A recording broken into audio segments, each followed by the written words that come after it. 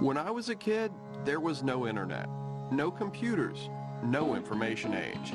But there was one thing that could take me to another dimension, something that made it seem like I could reach out and touch faraway places.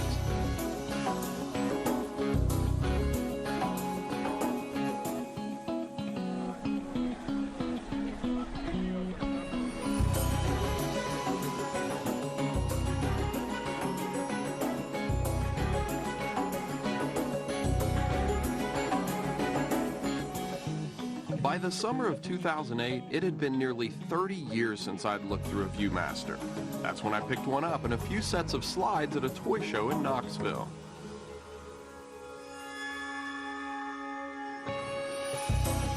The slides were of the World's Fair, and when I looked at the tiny stereoscopic images, they captivated me. I wanted to go to that world of tomorrow. I wanted to go to the World's Fair. But, like everyone else I knew, I hadn't heard of one in decades. The thing that started to bother me was, no one seemed to know why.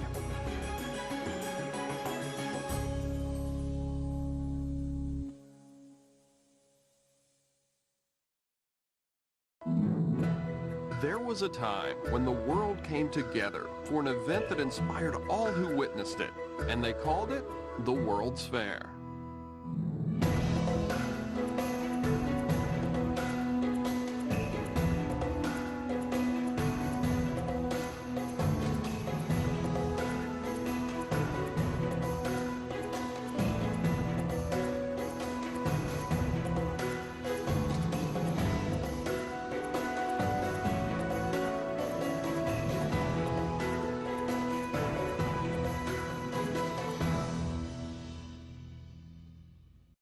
Is there still a World's Fair? No, I don't think so. I don't think so either. Is there still a World's Fair? No. The World's Fair. No. And does the World's Fair still exist? The World's Fair? I have to say no, I don't think so.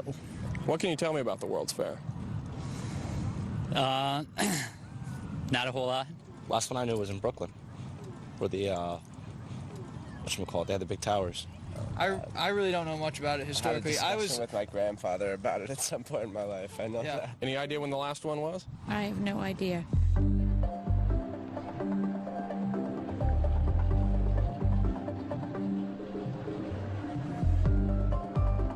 The main vocation of the Expo is exactly to represent the whole world.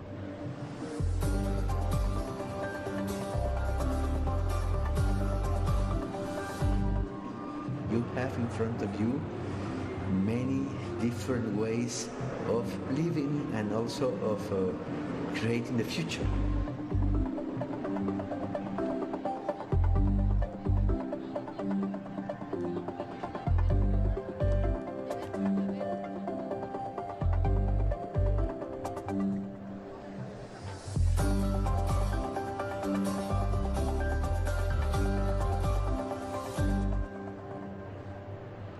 You have to bring people together if you want to have peacekeeping measures.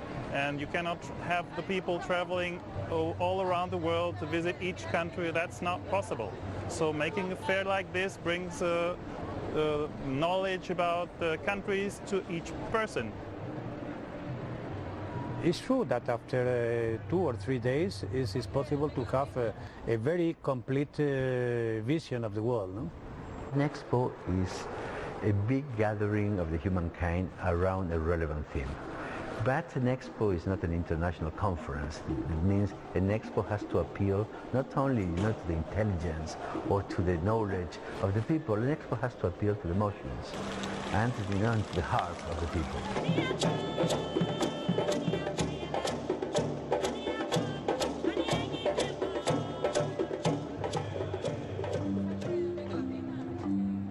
As it turns out, there is still a place where nations come together to celebrate science, art, and culture. A place where human imagination is unbounded by practicality, where people can still be inspired by fanciful creations, big and small. A place where people gather, gaze, laugh, and dream. It's a World's Fair, or, as most of the world knows it, World's Exposition, or simply Expo. And yet, with all of its magic and wonder, something was missing. It is true that a pavilion from the United States is missing. You know, there is a sort of isolation from the rest of the world that sometimes that you know, the other countries don't like. They want to have close to the States. The main country in the world is absent of this kind of manifestation is really a pity. It's one of the most powerful and the most wealthy countries in the world, and why are they not coming? I think they didn't understand. They say, well, but why are not they here? But what is the reason? And it's really difficult to explain the reason why the States are not here.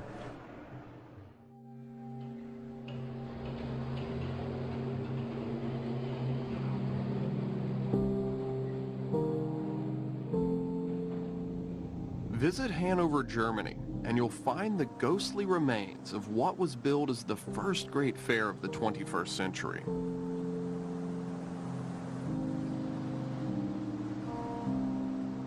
Today, many of the former national pavilions have found a new lease on life as design studios, offices, or even car dealerships. Yet some crumbling pavilions remain, awaiting renovation, reuse, or the wrecking ball. In the center of the international zone, you'll also find a vast courtyard. This is where the United States Pavilion was supposed to stand, a pavilion that the United States government agreed to build in 1998, only to withdraw that commitment in April 2000. Setzt sich der ganze Tross in Richtung Eingangstore in Bewegung. Und auf diesem Weg wird den prominenten Gästen schon ein bisschen das gezeigt. There was a huge discussion in Deutsche Messe, mainly of course in the Expo company, but even in the politics about the U.S. Might they come or won't they come? And I think it's not a complete world if you have an Expo and the U.S. isn't there.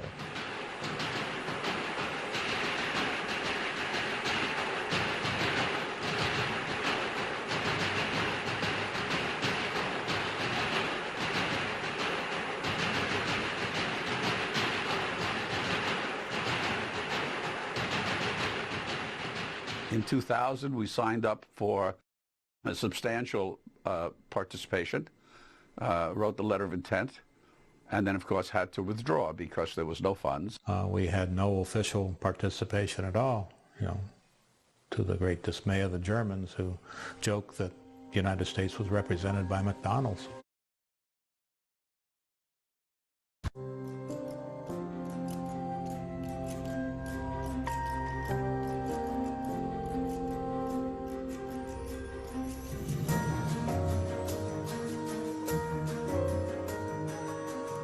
On a quiet Paris side street, you'll find the offices of the Bureau of International Expositions, a world treaty organization established in 1928 to promote Expo order and organization.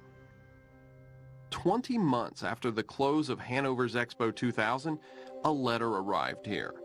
The letter, signed by Secretary of State Colin Powell, announced the United States' official withdrawal from the BIE, the equivalent of pulling out of the International Olympic Committee. For the United States, more than a century of great American pavilions and great American fairs had come to an end. Throughout its history, the World's Fair has been the place Americans have gone to look into the future. This is where technology and innovation have made their debut before the masses. From the power of the steam locomotive, to the magic of television, to the wonder of the robot, to communications advances that have revolutionized the way we live. It all happened first at the World's Fair.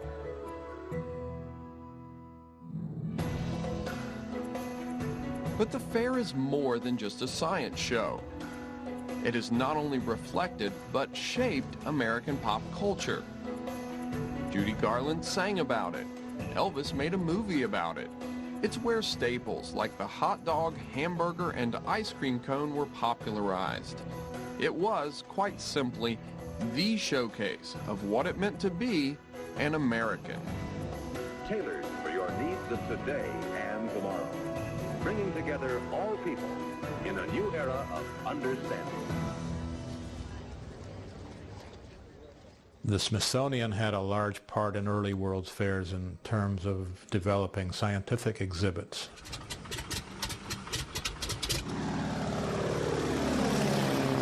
The U.S. government provided funds for a U.S. government pavilion. There was always a pavilion for the government and its agencies.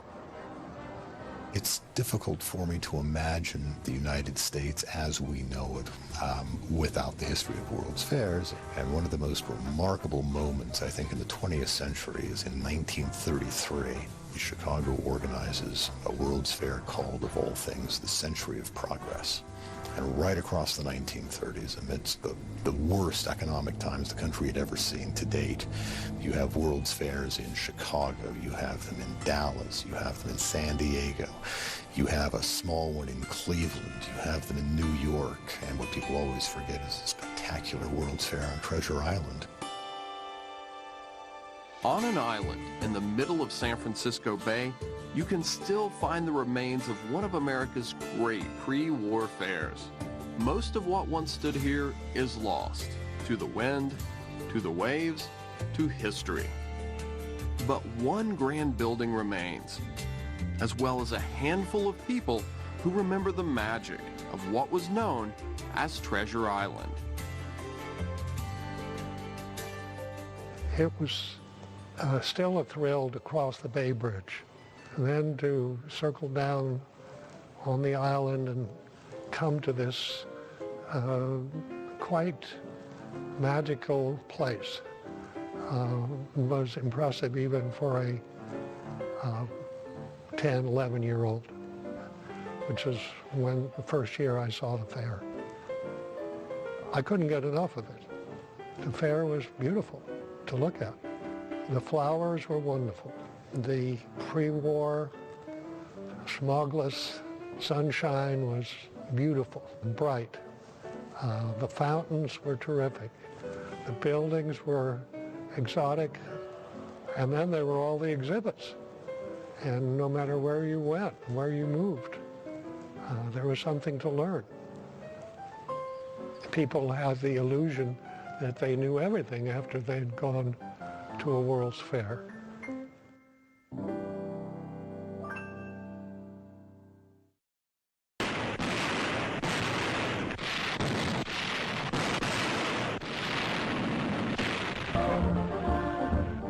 America goes to war. Men of the Army, Navy, and Marines rear battlefronts on 6 continents to save the homes and ideals of free men from Axis domination. The outbreak of the Second World War brought a quick end to the World's Fair heyday of the 1930s. America waited out World War II's last tense hours. The victory flash electrified Times Square, keyed to the bursting point as the magic word of complete surrender came through. It was the long-awaited moment, and the lid was off. Unparalleled were the scenes as multitudes surged around Miss Liberty, throwing restraint to the winds. The war ended in 1945. It would be 13 years before the next great World's Fair. And when it opened to a world engaged in a war of a different kind.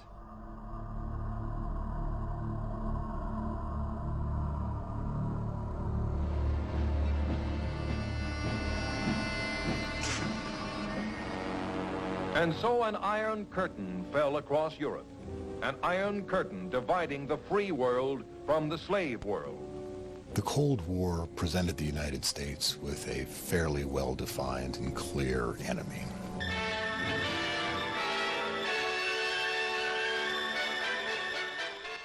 I'm going to introduce you to a very interesting man who knows the Russians well.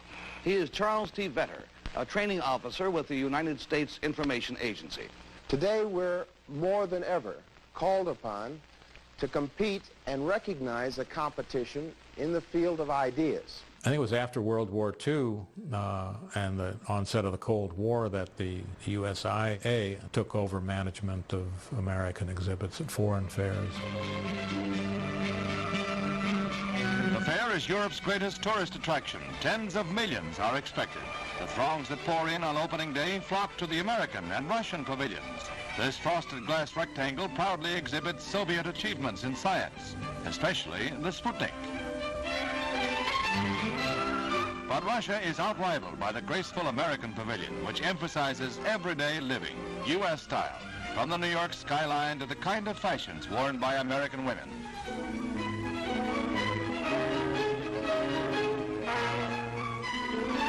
And early reports have the American show far out ahead in the popularity contest that has emerged from what was intended as an essay in international goodwill.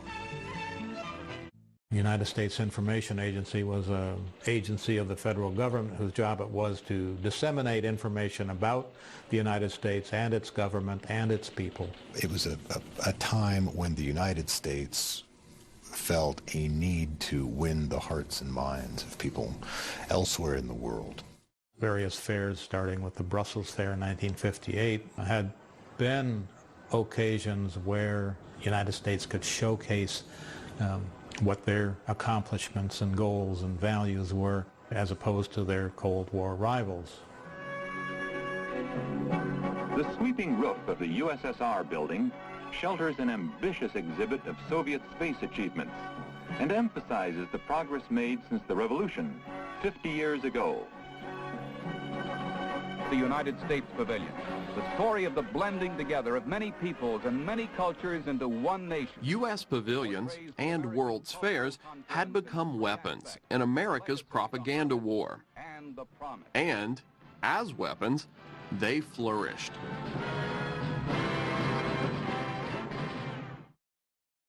I'm Peter Jennings in New York. Just a short while ago, astonishing news from East Germany, where the East German authorities have said, in essence, that the Berlin Wall doesn't mean anything anymore.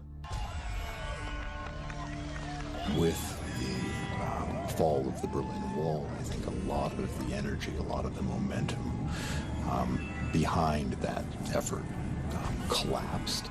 And it pulled the plug on American participation in World's Fairs pretty quickly.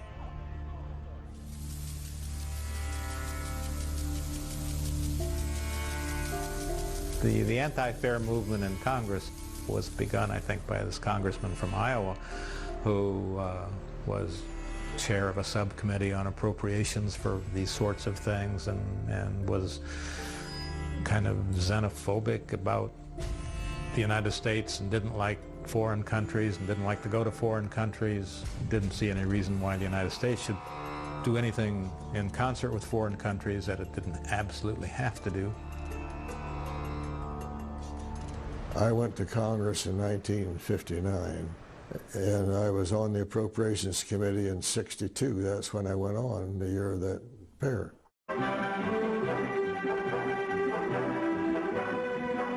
The only thing people remember about that was that I ever heard of was they remember the design of the steeple, and they remember that Elvis was there.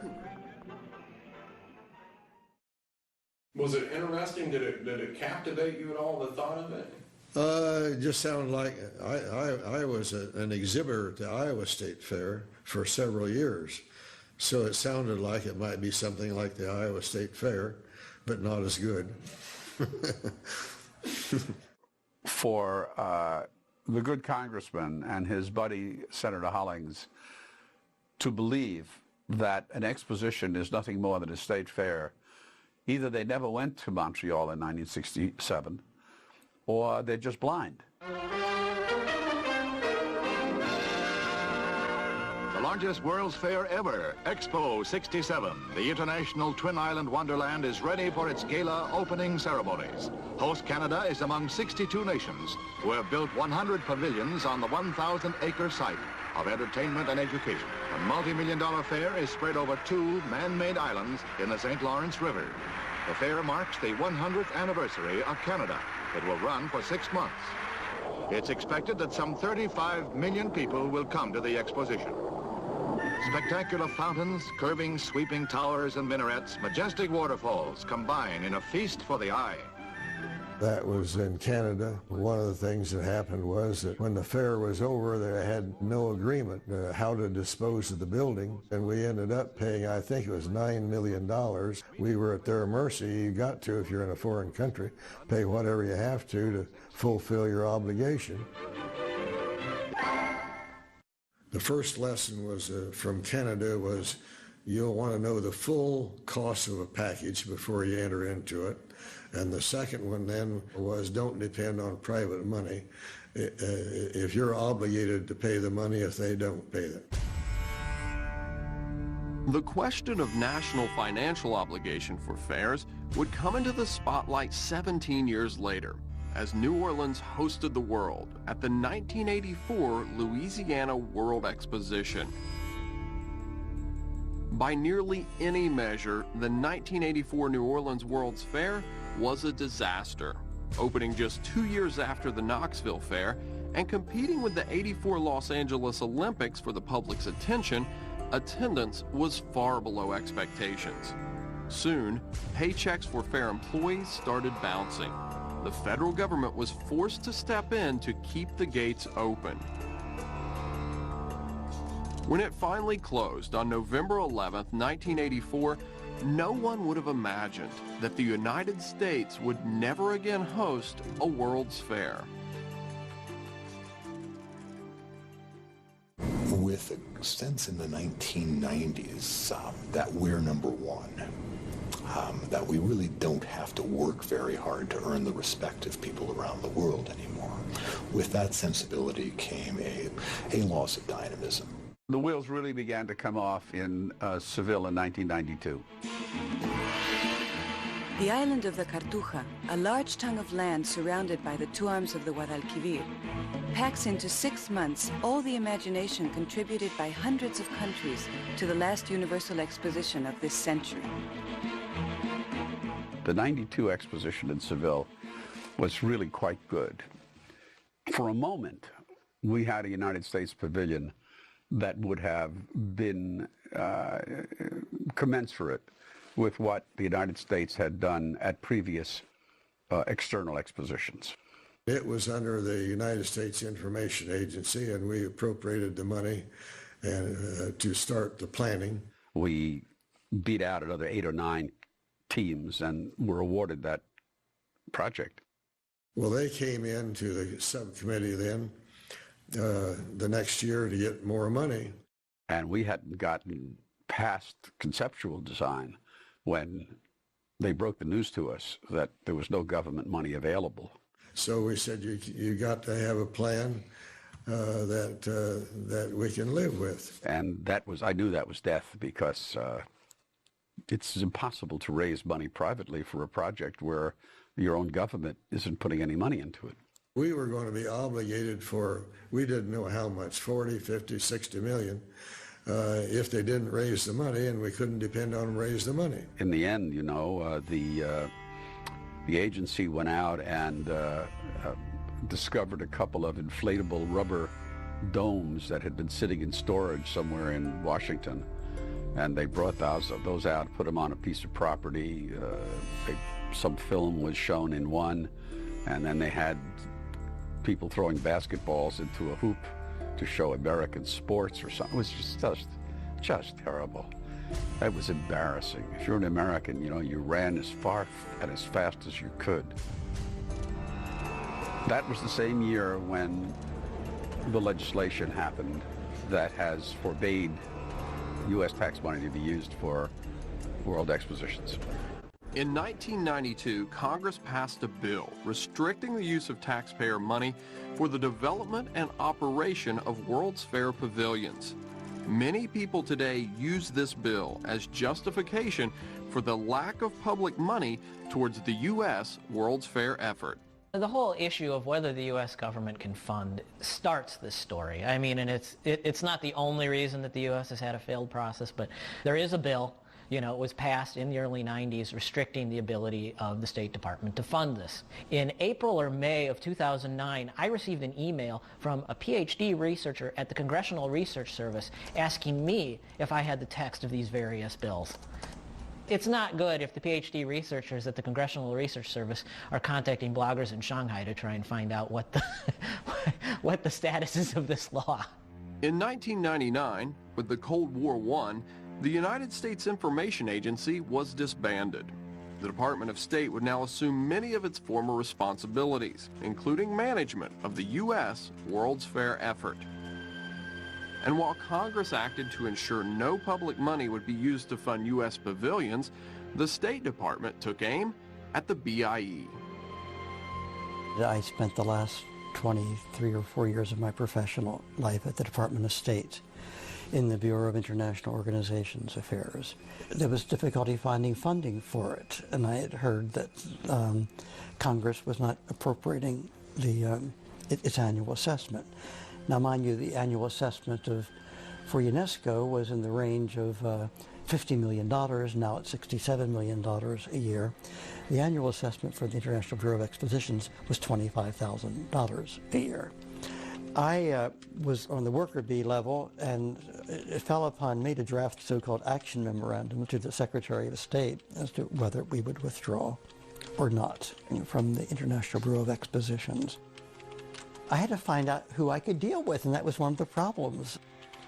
I was told that the Department of Commerce had a responsibility here for the BIE.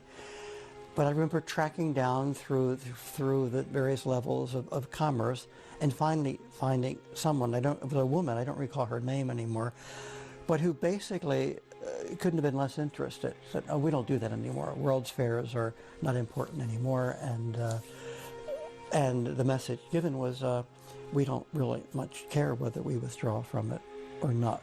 My personal recommendation, which had to go through a couple of layers to get there, was that we not withdraw. I would talk to our budget people within the Bureau of International Organizations, and they would say, Ray, these guys just want us out. Whether it's $25,000 or $250,000 or $25 million to some degree, it's irrelevant. They want us out of the International Bureau of Expositions.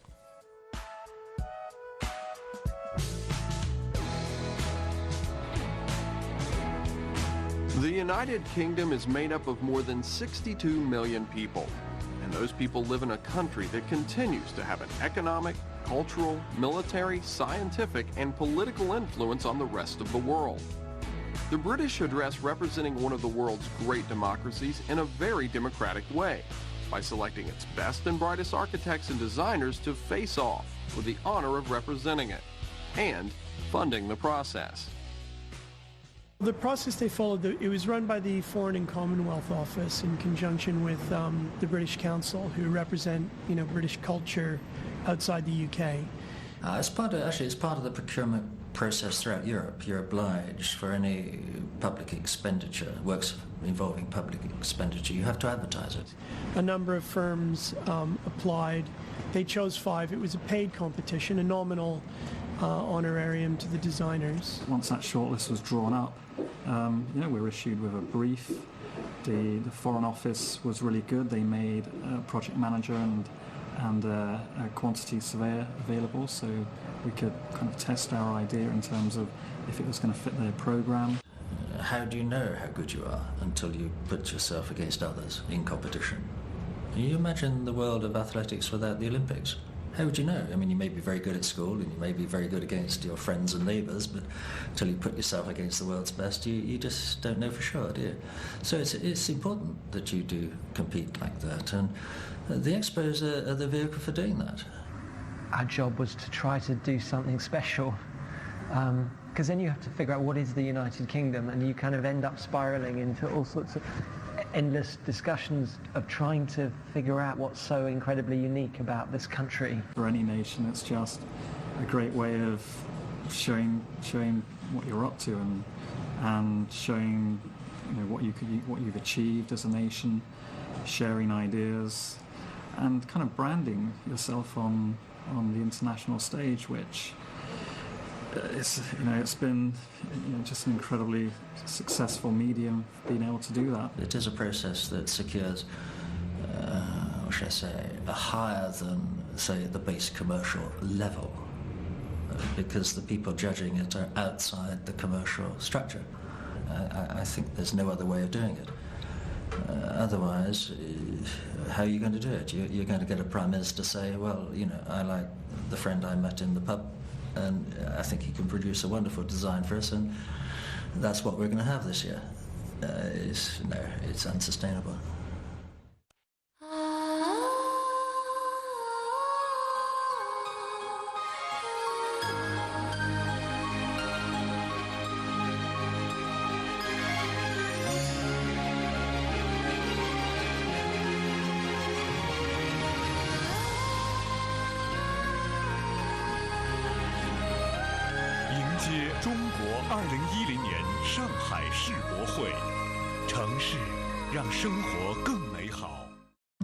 In 2006, the U.S. State Department issued request for proposal under Public Notice 5610 for the design and management of a pavilion representing the United States of America at Shanghai's Expo 2010, an event destined to be the largest and arguably most influential World's Fair of the modern era.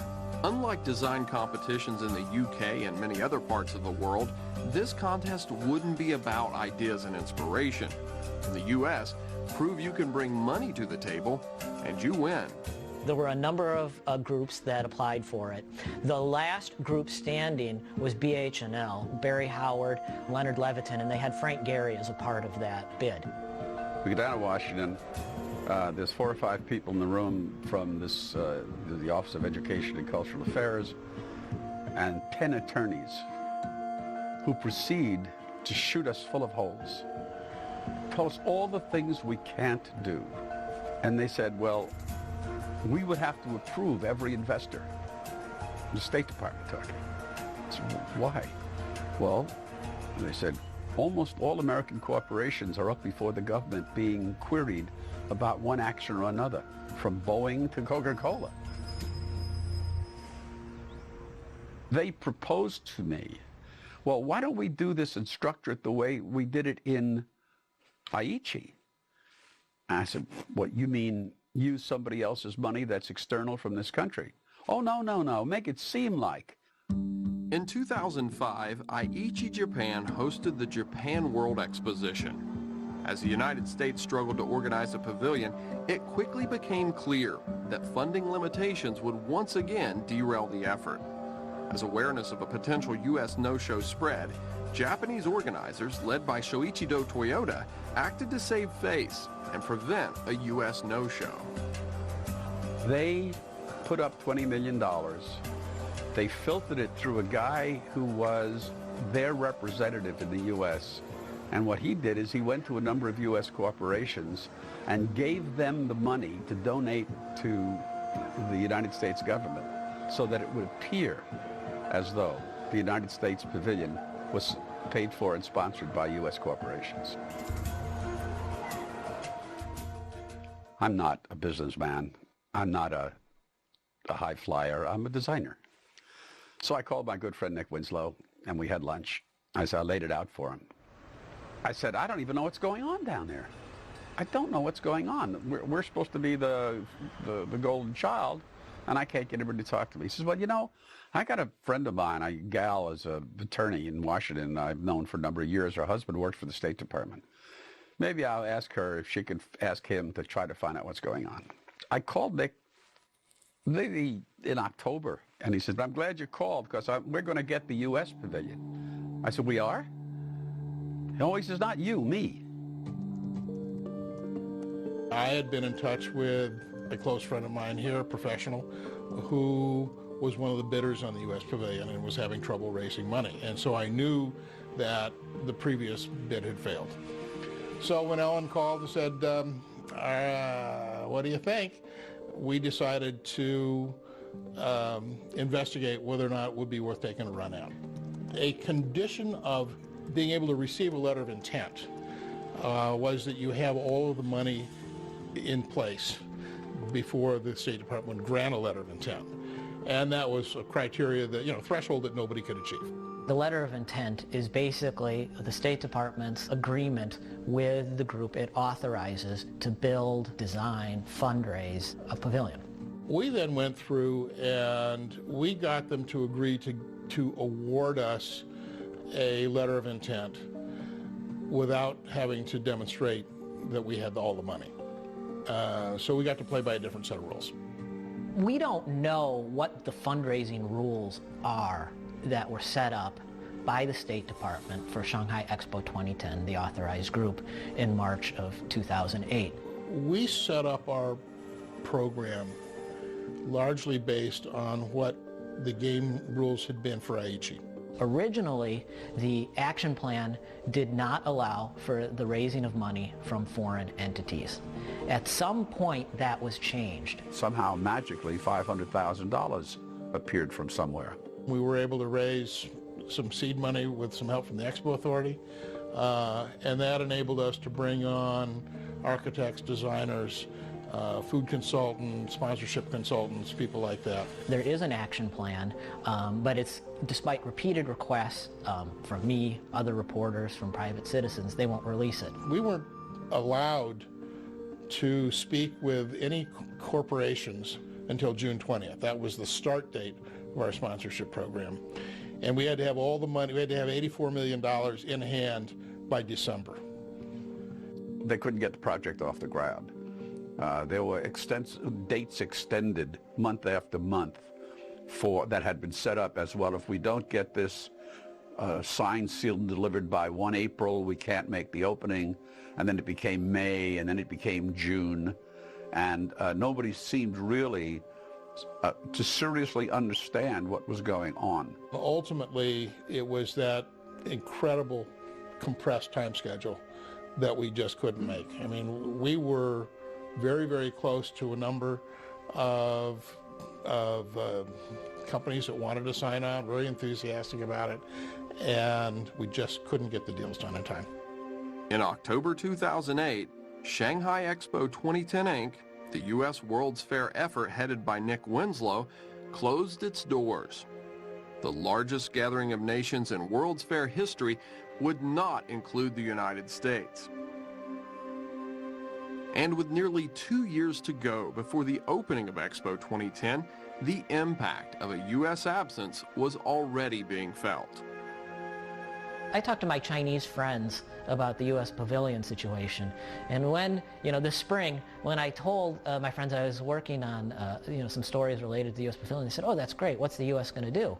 And I'd say, "Well, that's a good question. I think it may very well be the case that the U.S. won't be at the Expo." And inevitably, universally, the response was shock, followed by something like, how can the most powerful country in the world not be at the Expo?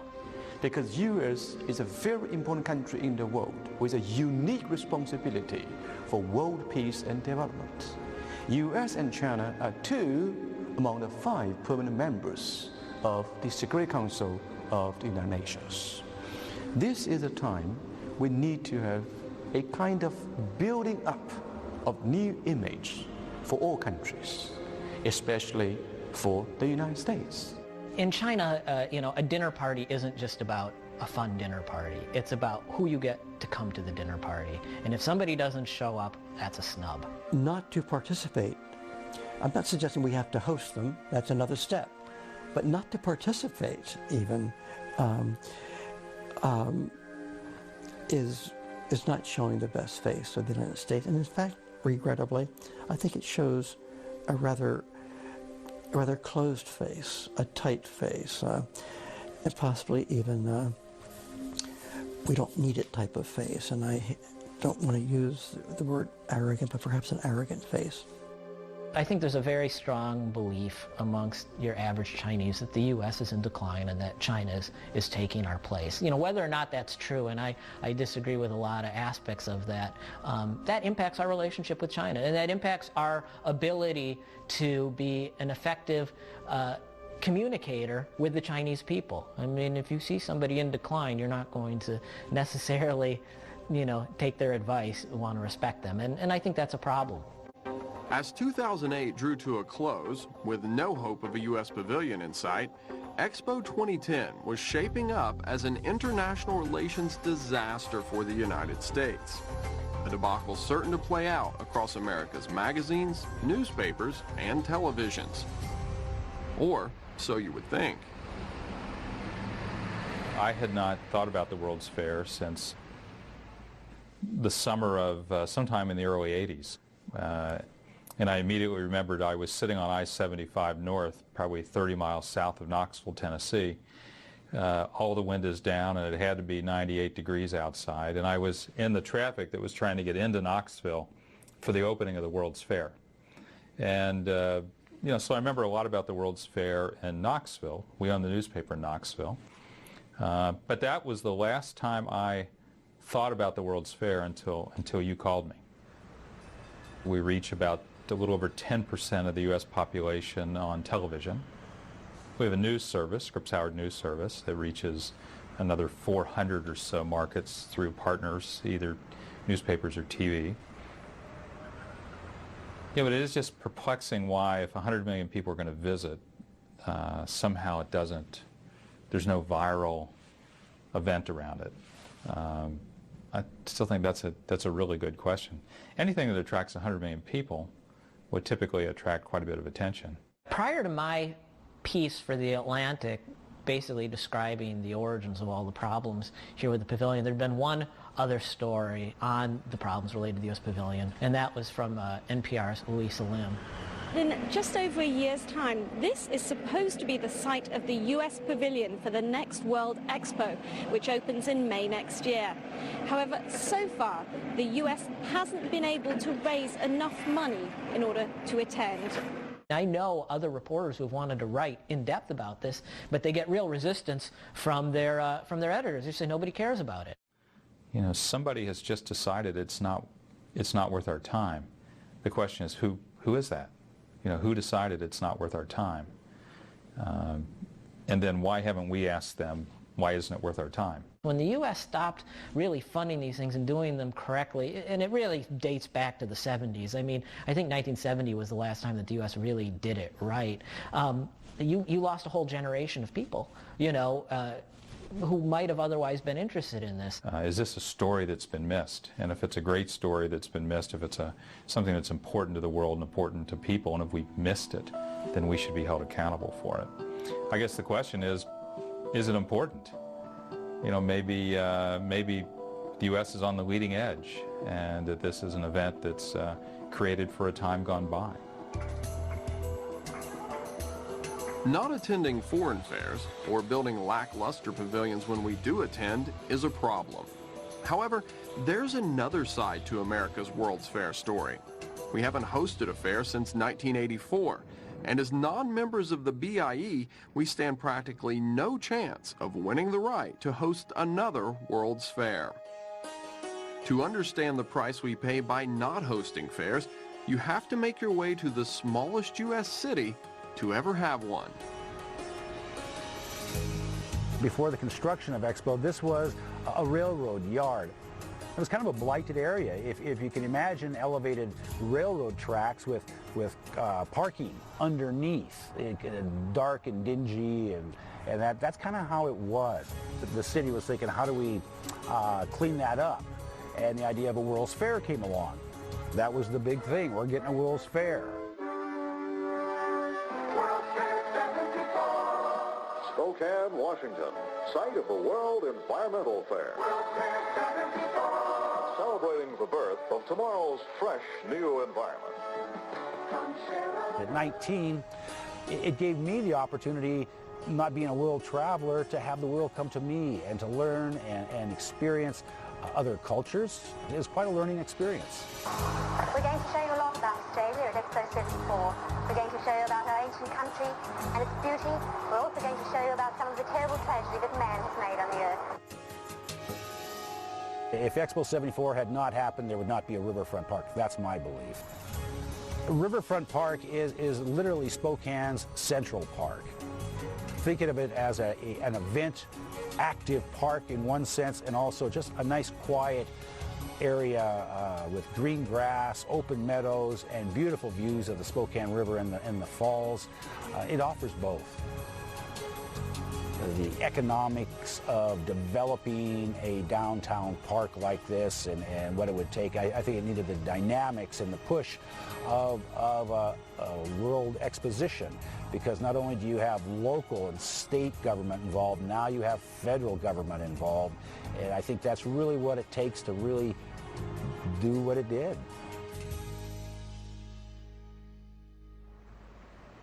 Expo 74 left a legacy far greater than the tree-shaded lanes of Riverfront Park.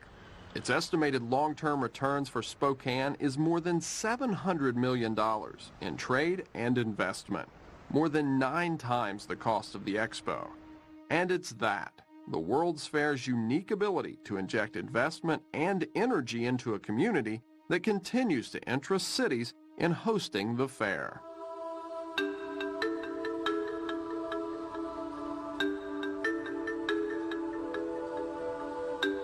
We here in Minneapolis, St. Paul, and Minnesota really want to host a World's Fair. I'm the president of the Minnesota World's Fair, which is a nonprofit 501c3 company that intends to bring a World's Fair back to the United States, specifically into Minnesota.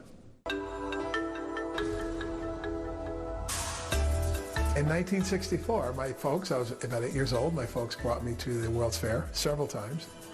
Coming out of that, maybe I was thinking, this is the way things happen. This is the way the world is. That when there's an innovation out there, you bring it out into an expo like this. It was a life-changing experience for us. I mean, for me personally as a young kid. I saw incredible pavilions and incredible experiences that you had, interactive experiences that were there. And you're thinking, this is the way the world is. We bring the best of what we are together, and this is how we do it. And in 1967, I went to the, again, I was a young lad, and we went up to the Montreal Expo 67. And it was, again, a similar experience. That here's how nations come together, here's how companies come together, here's how governments come together, and let's see what we have. Let's see what it means to be a citizen of this planet. This country needs to participate, and we join and be part of the world community, and we join and be part of an innovation event like a World's Fair. I think the obstacles, obviously, is re-educating that these things happen. I don't think most Americans realize that the World's Fairs have been going on in a very big way throughout the world. And one of our missions is to have our country rejoin the BIE. I mean, someone has to step forward and say, look, this is important. We need to think about the future, and what does it mean to be an American? What does it mean to be innovative? What does that mean? This is how the best of the world can come together. And Minnesota is the perfect place for this thing. We'd just like to be able to compete to have the World's Fair back again in North America. Certainly those in the know acknowledge that the United States not participating in the sanctioning body is a huge hurdle. Secondly, finding someone in our country who actually will help with the process, there just isn't. At least allow Las Vegas, Houston, San Francisco, New York, whomever to compete with the other cities around the world on an even playing field. And that said, I hope the best city wins. In a government of the people, by the people, and for the people, where are the people? Why is no one crying foul? Have we lost touch with the rest of the world? Or, more importantly, have we lost touch with ourselves? Our children, despite what you read about in the newspapers, know more about American history today than they have ever known before. True, they don't know a lot, but they knew less even then. But the point is, they no longer identify with it. Holiday celebrations, monuments, World's Fairs, ritual observances are the things that give us an opportunity. It's not simply that they give us an opportunity to express what's inside of us, but they also put things inside of us, an ability to differentiate between greatness and mediocrity. It's this notion of national greatness that animates the organization of expositions and fairs. The U.S. has basically written off World's Fairs, and for the most part, World's Fairs have written off the United States. Even with Shanghai coming up, you just don't see a lot of advertising. I would defy most people to go and find a newspaper ad or a magazine ad or anything that says, here's when it starts, here's when it ends, and here's why you ought to come here. Most of the things are, is the United States going to be there? And if we are, boy, I hope it's not too bad. Foreign fair organizers have told me that they don't even bother to market their fairs much in the United States anymore because they know few Americans will come, and that becomes a self-fulfilling prophecy. When was the last time you saw a commercial on American television or on the radio, even in print, for an international fair? Those countries basically don't go and try to get the U.S. market because the U.S. is notorious for not speaking foreign languages. And you don't try to get them to come over from the U.S. because they're not going to understand a lot of what they see. They're going to complain an awful lot that it's not just like America, and the air conditioning is not as good as whoever when they get there. One could say, well, you have all that on the internet and so on now, but maybe you don't. There are things to see and to touch and to experience in 3 dimensions, not just on a screen. Today's generation, they're busy texting, talking on their cell phones, yet they're not looking up and looking forward to their future.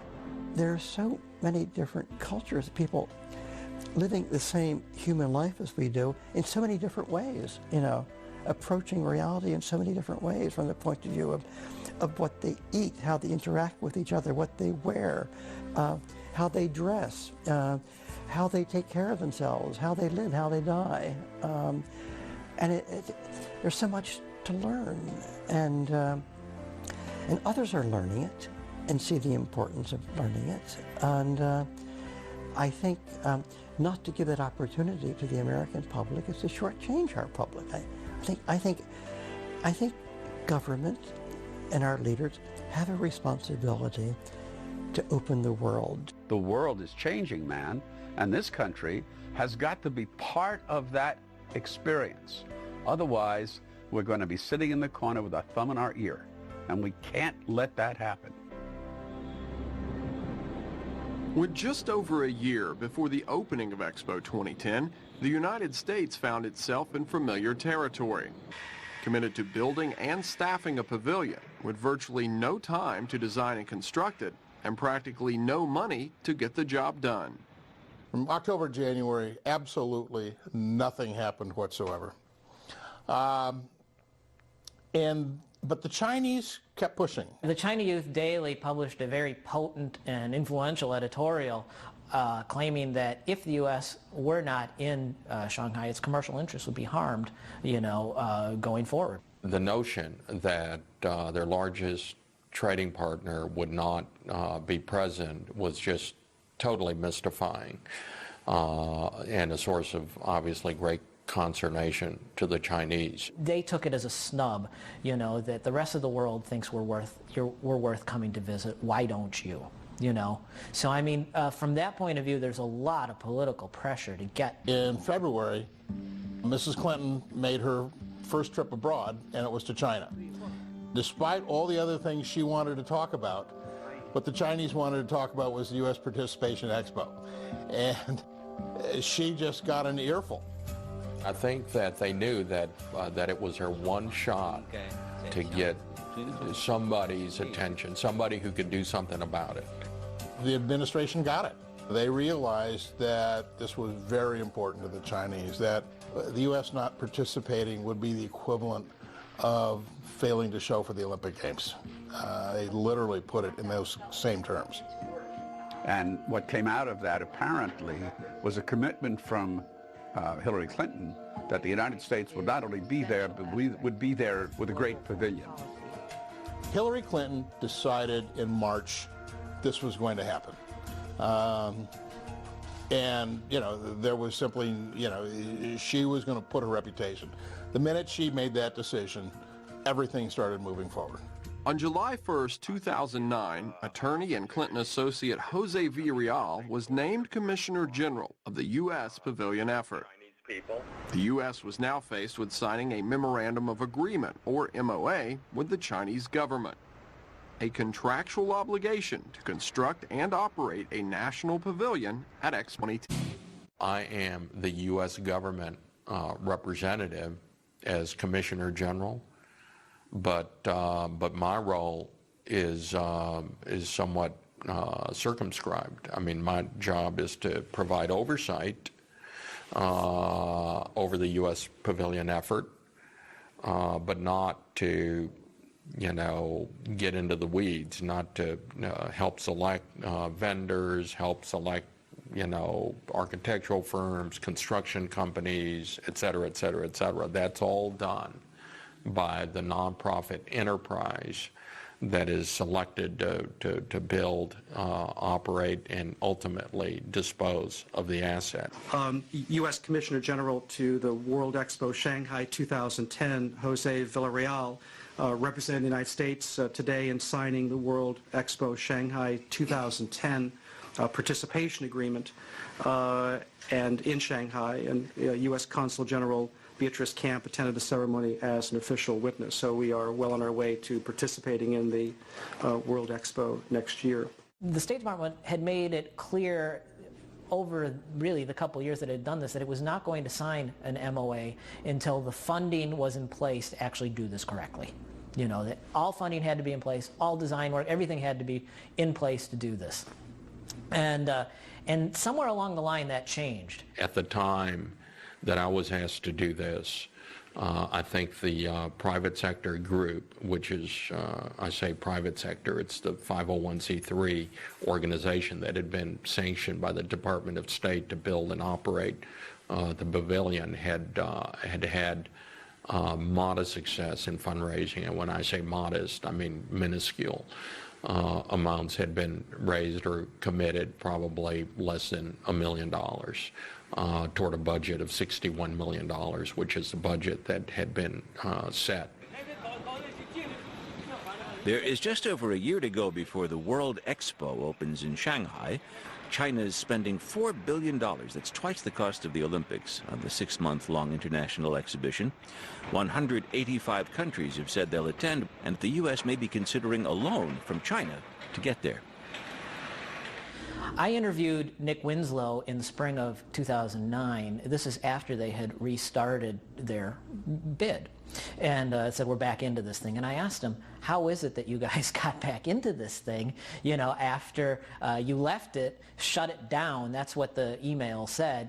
How is it that you got back into this thing after having shut it down for lack of funds? And he said, well, I arranged a loan from the Chinese government. If there was a loan, I'm not aware of that, and I'm not aware of any details with respect to it. I've been told there was no loan, but I have sort of no independent way of knowing that.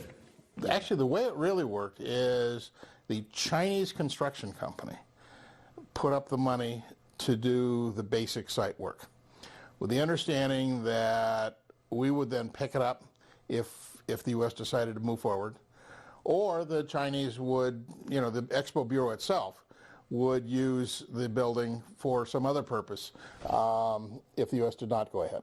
There's a lot of ambiguity out there about what's been going on with Chinese funding. We do know that Golden Eagle Group, which is a Chinese conglomerate, made a donation, we don't know how much, to the U.S. Pavilion in the late spring. They always said you could not have any Chinese-owned, any government-owned companies put money into the pavilion. But we would consider on a case-by-case basis private Chinese companies. The effort started the first time. You started with like $500,000. Now, Yeah. Did that come from the federal government, or where did No, that came from a company called Anmar. That is a pharmaceutical company based in Bristol, Connecticut, and through the Chinese commercial people, they were identified as an American company that could support us, and they did. They've been wonderful, and that was where the seed money came from. I guess the Chinese said, these people want to talk to you, they would be interested in helping with this effort getting off the ground? Yeah. I mean, they said that this is this is somebody you can talk to about some seed money. Who's checking in on them to make sure that basically the money that comes through is what they say it is?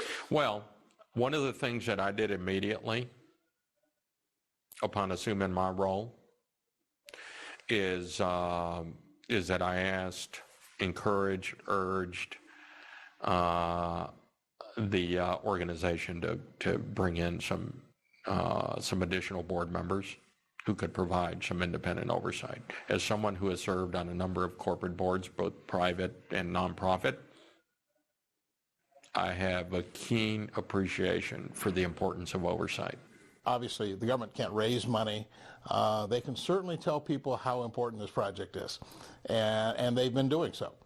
The result has been a complete 180 degrees in the corporate side. A lot of companies that had turned down the initial appeal by Nick and Ellen actually ended up coming back once Secretary Clinton and her team got involved, and once the issue was elevated. The companies wanted to know if it was important to both the Chinese and the Americans.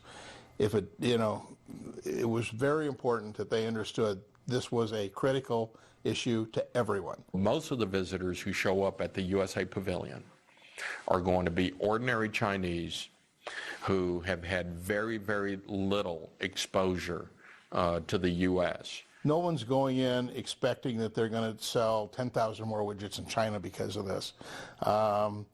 They understand this is part of how they position themselves in China. We do not want our pavilion to be one big corporate advertisement. Today, we officially open the doors to a world of cultures, innovations, and achievements in Better City, Better Life.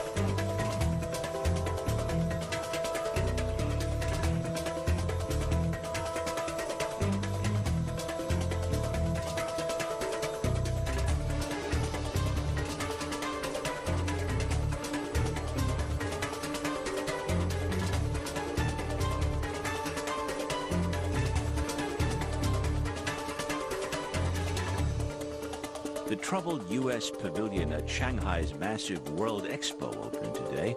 The U.S. was the last country to confirm its attendance after funding difficulties.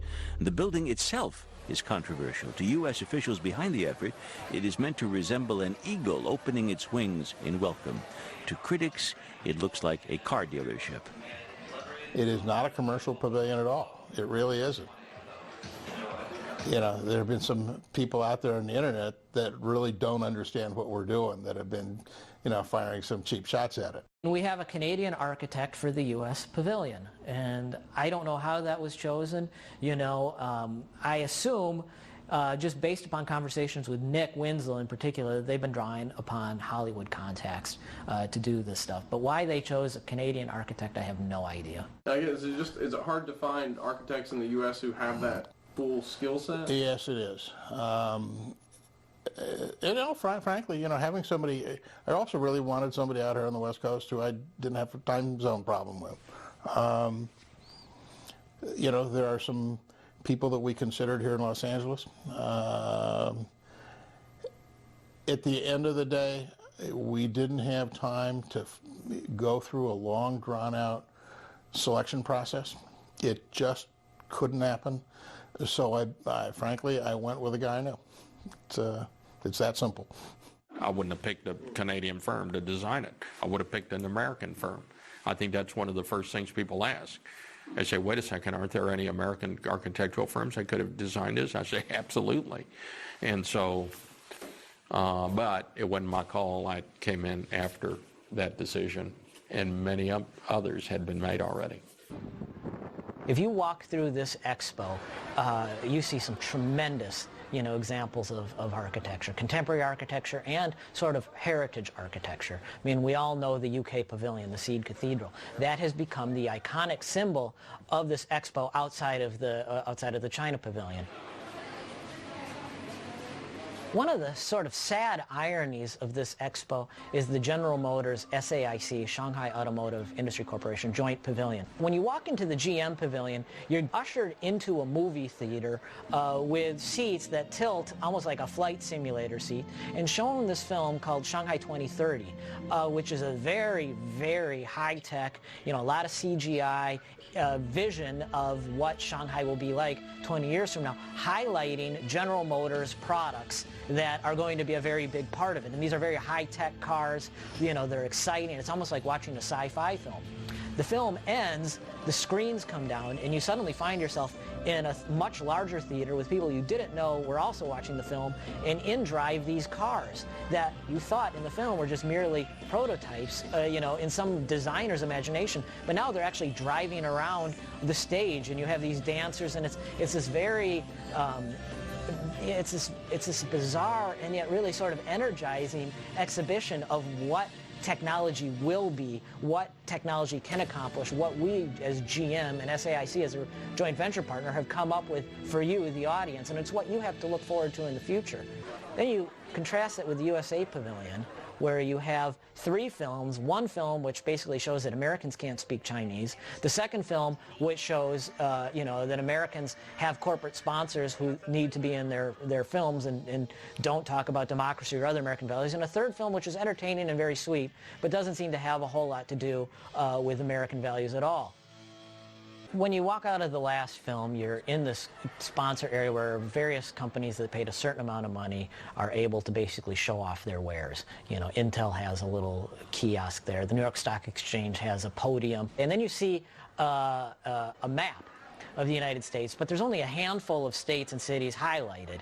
Texas, Tennessee, and then a few cities, Chicago, Hawaii is highlighted. And the reason these are highlighted and nobody else is because they put up the money to sponsor some aspect of the pavilion and the others didn't. And so there's really nothing about the United States. I mean, you would think that really the United States, the most important states are Hawaii and Texas. Whereas when you finish the GM pavilion, you've seen this film, you've seen the cars driving around, and you've had a chance down in the lobby to have your picture taken with one of those cars. That's a very different kind of experience. You actually feel like you're part of something and that you want to be a part of it. You can't wait for the future. Whereas when you leave the U.S.A. pavilion, you're sent directly into a gift shop and then you're on your way. Fan Wei-ming isn't satisfied by the shows. It's far from enough. I want to know more about U.S. politics and how the country was built without internal chaos. That's what they should tell us. What is the point, then, of a U.S.A. pavilion? What are we it's to reach China, it's to reach the people of China. It's what's called soft power or public diplomacy, meaning let's engage the general population. Let's try to help people of China, the man on the street, understand what makes America work, America's success, America's strength, America's point of view.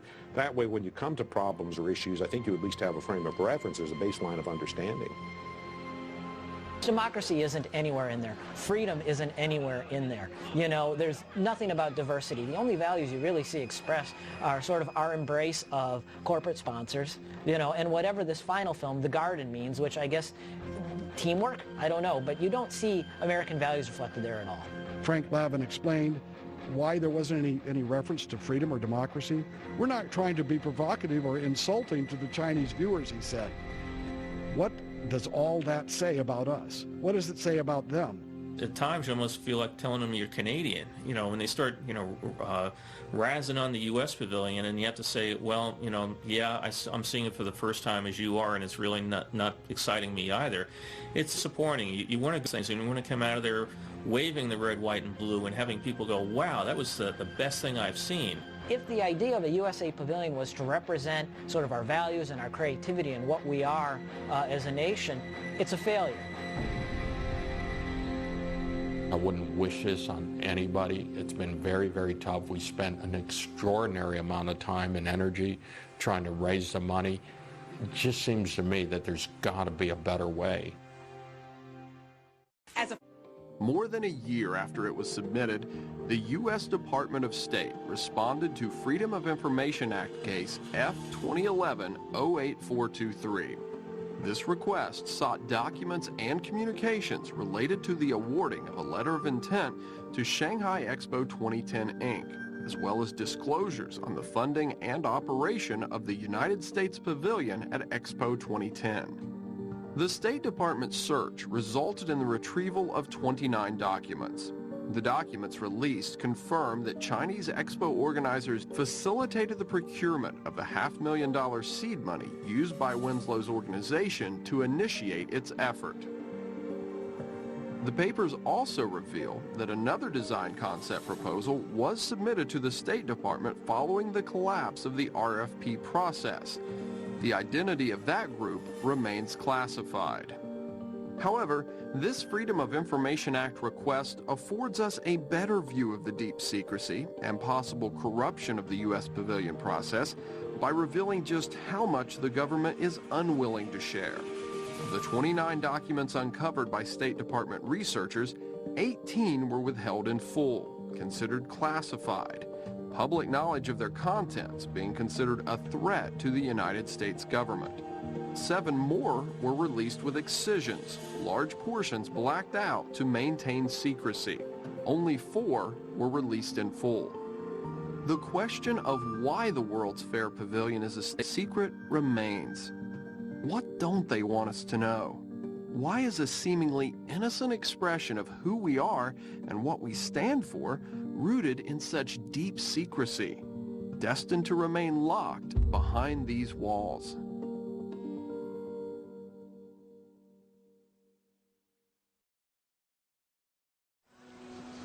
The United States' absence in 2008 started this journey.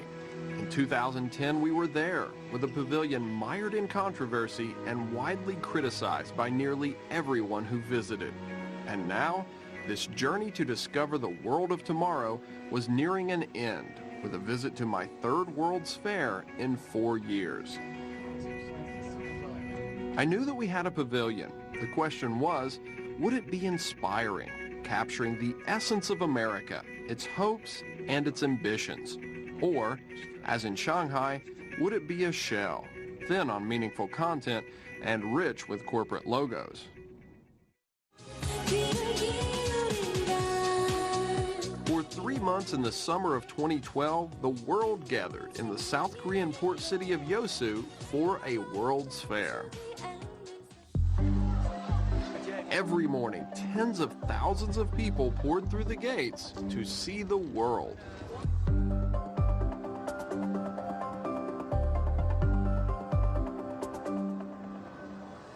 They see the science and technology of the future. Robots that harvest undersea minerals, cars made of seaweed composites, and artificial intelligence that will change the way we live. Walking through glaciers, they learn firsthand about climate change.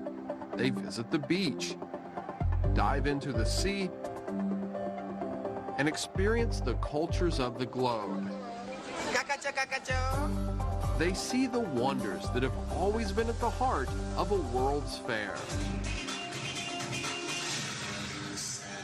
After touring the fairgrounds, I made my way to the corner of the International Pavilion that houses the U.S.A. Pavilion.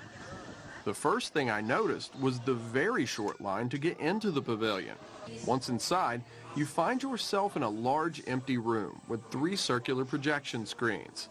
After a brief welcome by Hillary Clinton, Philippe Cousteau, and President Obama, You're ushered into the City Theater. That's right, we sold corporate naming rights to our theater.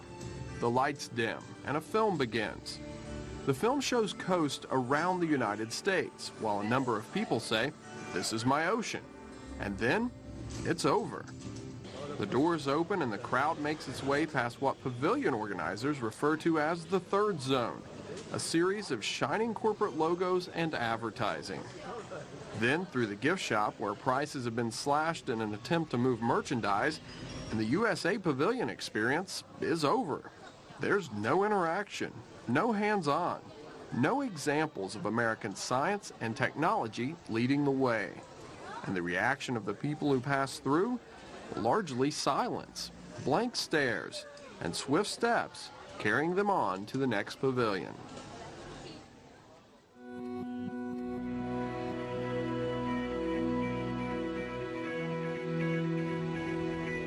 World's fairs have always been a place where nations come to tell their story. What they choose to include and not include in that story can tell us a lot about what they think of themselves and what they want the rest of the world to think of them. Standing there, I wondered, what will the hundreds of thousands of people who walk through the U.S.A. pavilion think of us? And what price is our nation paying by not hosting fairs? How many young minds are being deprived of the magic and inspiration that has fueled America's greatest generations? How many cities will not realize the revitalizing power of the fair? Some may discount the fair, writing it off as a sideshow, something just as well experienced virtually or not at all. But you can't dispute the fact that in the past 4 years alone, more than 80 million people have visited the fair. 80 million people. To the rest of the world, it continues to be a source of pride, inspiration, and wonder. When it comes to the World's Fair, the United States is, at best, indifferent. Have we stopped trying because we believe no one wants to hear our story? Or do we believe we no longer have a story to tell?